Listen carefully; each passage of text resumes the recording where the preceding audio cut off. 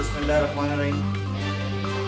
मैं शुक्रिया अदा करता हूँ हमारे सिंध के सदर हलीम आदिल शेख साहब का और तमाम जितने हमारे मोअज़्ज़िज़ मेंबरान इधर मौजूद हैं। आप सहाफ़ियों का भी शुक्रिया अदा करता हूँ कि जिन्होंने हमारे लिए अपना कीमती वक्त निकाला। इसमें कोई शक नहीं कि बजट चाहे वफाकी हो या सूबाई, ये एक कातिल, स्याह और काला बजट है। इसने आवाम को बिल्कुल जमीन दोस्त कर दिया है, तंग कर दी है पाकिस्तान की सरजमीन। मैं ये कहना चाहता हूं, एक आम आदमी जिसका ताल्लुक इस शहर कराची से है, वो ये सवाल करता है कि ये इतने अरबों खरबों के बजट पास होते हैं, हमें बताया जाए कि ये जो बजट तालीम के लिए पास होते हैं हर साल, ये कहां लगते हैं।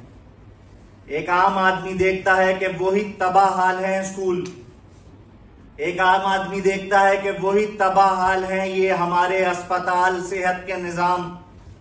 एक आम आदमी देखता है कि लॉ एनफोर्समेंट, जिनकी तनख्वाहें जिन लोगों की बढ़ा दी जाती हैं हर बजट के अंदर, लेकिन वो अपना किरदार अमन व अमान में नहीं निभा पाते।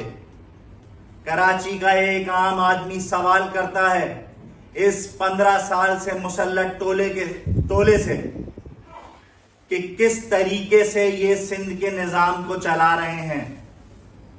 अरबों की बातें हो रही हैं, खरबों की बातें हो रही हैं, कराची के एक आम आदमी को कुछ नहीं मिल रहा। हर एक अशिया कराची के एक आम आदमी के लिए, पाकिस्तानियों के लिए महंगी कर दी गई हैं। कैसे एक आम आदमी सूरत हाल में अपने घर चलाए।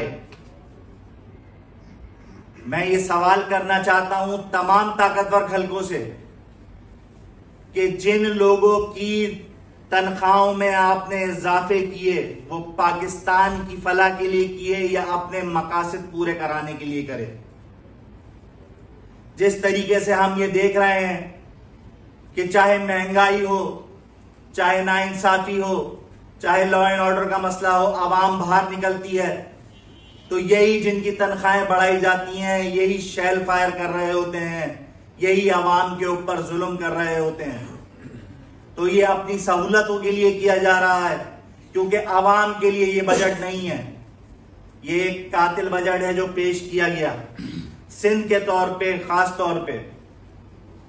मैं ये बताना चाहता हूं, जिस तरीके से हमारे सिंध के सदर हलीम आदिल शेख साहब ने कहा कि कराची सिंध को 95% रेवेन्यू जनरेट करके देता है, इसमें कोई शक नहीं।